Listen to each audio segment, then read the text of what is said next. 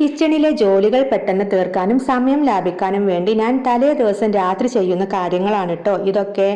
നാളത്തേക്കുള്ള preparation എന്തൊക്കെയാണെന്ന് അറിയണ്ടേ. നാളെ മെഴുക്ക് പുരട്ടി ഉണ്ടാക്കാൻ വേണ്ടിയിട്ട് കുറച്ച് പയർ കട്ട് ചെയ്ത് ഒരു ബോക്സിലേക്ക് ഇട്ട് മാറ്റി വെക്കുന്നുണ്ട് കേട്ടോ. വീട്ടിലെ അച്ചാർ തീർന്നിട്ട് കുറച്ച് ദിവസമായി. അപ്പോൾ അച്ചാർ ഇടാൻ വേണ്ടിയിട്ട് ഒരു മാങ്ങ വാങ്ങിച്ചിട്ടുണ്ടായിരുന്നു.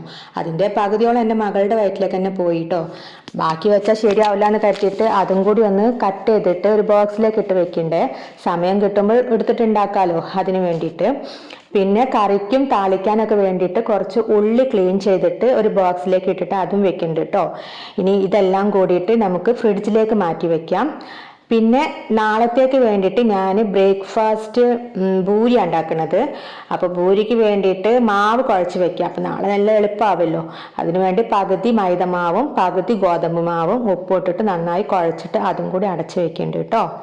നിങ്ങൾക്ക് വീഡിയോ ഇഷ്ടമായാൽ ലൈക്കും കമൻറ്റും ചെയ്യാൻ മറക്കരുതേ.